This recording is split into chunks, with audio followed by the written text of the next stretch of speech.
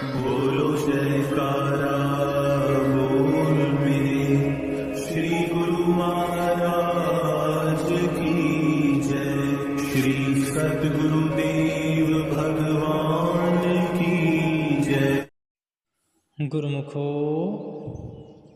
जैसे संसार में मनुष्य अपने धन को सुरक्षित स्थान पर रखता है, वैसे ही आप अपने रूहानी धन को भी सुरक्षित स्थान पर रखें, जिससे आप सदा निश्चिंत बने रह सकें। यदि कोई मनुष्य अपने कारोबार के लिए विदेश जाए और खूब धन की कमाई कर ले, लेकिन जिसके पास अपनी कमाई हुई पूंजी को जमा करे, वह अगर उसको समय पर वापस न करे तो उसका क्या हाल होगा। सारा समय ही बर्बाद हो जाएगा और हाथ में भी कुछ नहीं आएगा। इसलिए संत आज्ञा करते हैं कि अपनी सुरती पूंजी शब्द को रूपी शाह के पास रखने में ही बेहतरी है।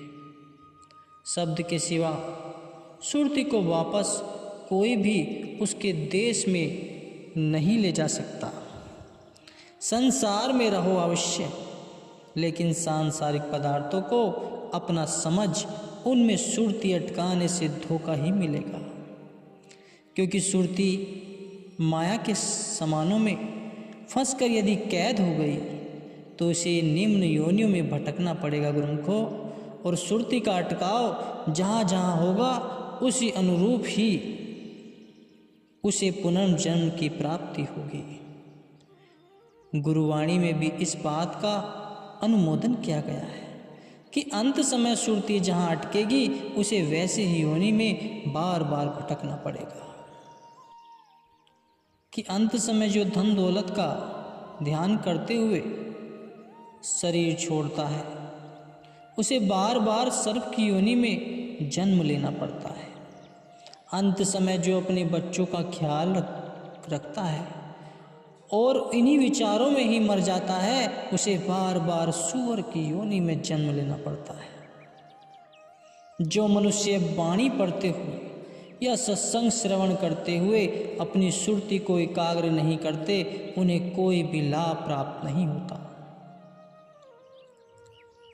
वे अपना बहुमूल्य समय व्यर्थ गवाकर केवल हानि ही उठाते हैं। सत्पुरुषों की सारी रचना इसीलिए होती है कि गुरुमुखों की सुरती हर समय नाम का संग करके सच्चा लाभ प्राप्त कर सके। संग का अपना रंग अवश्य होता है। यदि बुरी संगत के प्रभाव से सुरती मलिन हो सकती है तो सत्संगी के प्रभाव से निखर भी सकती है। फिर सत्पुरुषों के संग का तो लाभ ही यही है कि वे जीव के सच्चे सखा बन के उसे कुमति से बचाकर सुमति प्रदान करते हैं। गुरुवाणी में कहा गया है, ते हरिजन हरि मिलहु हम प्यारे, जिन मिलहु दुख जाही हमारे। मालिक के आगे विनती करते हुए कहते हैं कि हे मेरे परम स्नेही संत सतगुरु जी, मेरा अपने ऐसे प्रिय भक्त के संग मिलाप करवाओ जिनसे भेंट हो जाने पर मेरी सुरती सुरक्षित रह सके। क्योंकि सच्चा मित्र वही है जिसके दर्शन मात्र से और वचन सुनने से कुमति का नाश हो जाए और सुरती अपने घर में ठिकाने पर जा पहुँचे। यूँ कहने को तो जीव के कई संगी साथी बनते हैं, परंतु मुसीबत के समय साथ कोई नहीं देता। एक संत सद्गुरु ही है जो जीव के अंत तक साही बने रहते हैं। इसलिए गुरुमुखों, हर जगह से सुरती रूपी डोर के समस्त धागे खींचकर सद्गुरु चरणों से जोड़ देने चाहिए, ताकि उनका रूहानी धन सुरक्षित रह सके और वे अपनी जीवन यात्रा संपूर्ण कर सम्मान सहित अपने घर लौट सके। तो गुरुमुखों, दुनिया में हर इंसान नित्य खुशी चाहता है। एक पल भी कोई दुख व गम की चाहना नहीं करता। यह खुशी इंसान को कहाँ मिलेगी? संत सत्पुरुष की सेवा करके, उनकी आज्ञा को मानकर और उनके द्वारा दिए गए नाम का अभ्यास करके ही सच्ची खुशी व आनंद की प्राप्ति हो सकती है। कहा गया है कि नाम का सच्चा आधार ले लेने से जिंदगी सदा के लिए बाग बहार हो जाती है। अस्थिर व मिथ्या पदार्थों के सुख भी मिथ्या और क्षणभंगुर ही होते हैं। इसलिए खुशियों को दिल में स्थान न देते हुए सतगुरु से प्रेम करके उनसे सच्चा ज्ञान अर्जित करके शाश्वत सुख को पा लेने में ही जीवन की सार्थकता है। तुलसीदास जी कहते हैं, तुलसी इस संसार में सुख दुख सबको होए, ज्ञानी काटे ज्ञान से मूर्ख काटे रोए। दुख सुख तो संसार में प्रत्येक प्राणी के ऊपर आता है। अंत केवल इतना है कि ज्ञानी उसमें उलझकर हृदय को अशांत नहीं करता, वह इसे अस्थायी जान परेशान नहीं होता, जबकि अज्ञानी से सच व स्थायी समझकर जीवन पर्याप्त परेशान व अशांत बना रहता है।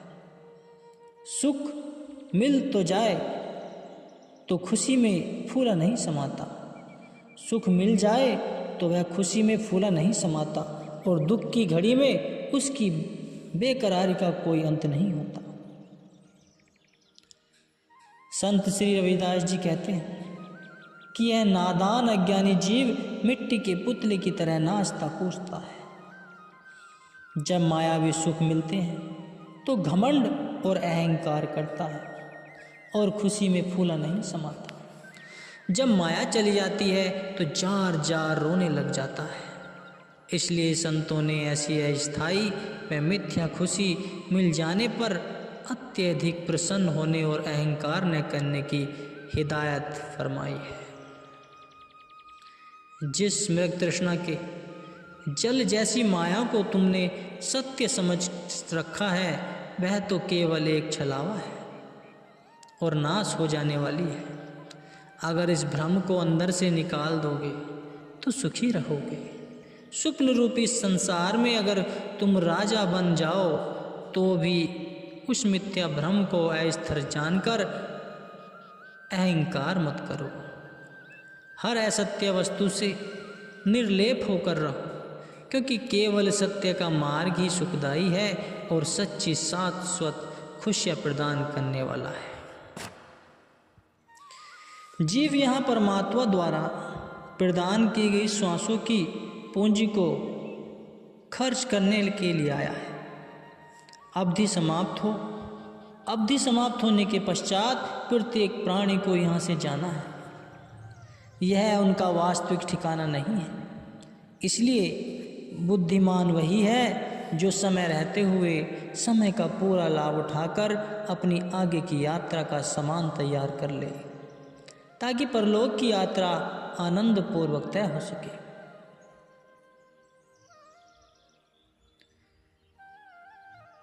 एक राजा का यह नियम था कि वे अपने नागरिकों में से किसी एक को राजा चुनते थे।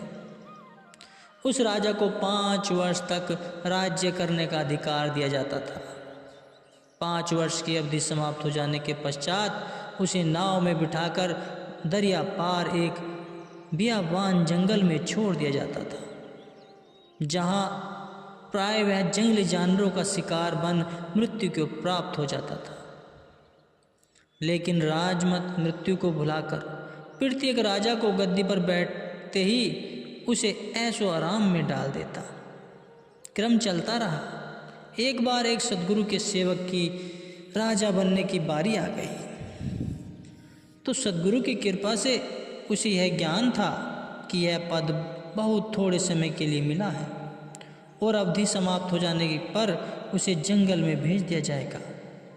उसने विचार किया कि 5 वर्ष पश्चात जहाँ मुझे जाना है, मैं अभी समय रहते क्यों न उस जंगल का कुछ सुधार करवा दूं, ताकि मेरा आगामी जीवन सुखरूप बन सके। तो राजगद्दी पर आसीन होते ही उसने अपने कर्मचारियों को उस जंगल में भेजकर उसे साफ करने का आदेश दिया। कुछ ही समय के परिश्रम के पश्चात वह जंगल पूर्णतया साफ हो गया। अब राजा ने उस जगह को रमणीक बनाने के लिए वहां बाग बगीचे लगवा दिए। कुछ समय के अंतराल के पश्चात वहां भवन, विद्यालय, धर्मशालाएं इत्यादि बनवा दी। औषधालय एवं पूजा पाठ के लिए मंदिरों का निर्माण करा दिया। जल की पूर्ति हेतु कुओं आदि की भी पूर्ण व्यवस्था करा दी। इस प्रकार उसने अपने 5 वर्ष के राज्यकाल में अपने अथक परिश्रम एवं सूझबूझ द्वारा उस व्यावान जंगल को एक खूबसूरत राज्य में परिवर्तन कर दिया। अवधि समाप्त होने से कुछ समय पहले उसने केछुक नागरिकों को भी नए राज्य में स्थानांतरित करा दिया। नियमानुसार 5 वर्ष पश्चात जब उसे दरिया के पास भेजा गया तो वहाँ से जंगल की बजाय बसा बसाया मंगलमय नगर मिल गया। प्रजा ने सहर्ष अपने राजा का अभिनंदन किया। उसने अपनी दूरदृष्टि से न केवल अपनी जान ही बचाई बल्कि जीवन पर्याप्त राज्य का अनंत सुख भोग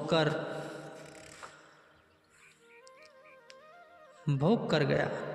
तो तात्पर्य यह है गुरुमुखों कि जो समय रहते समय का सदुपयोग कर ले, उसे सार्थक बना ले, वही जीव अपने जीवन को साकारत कर सकता है।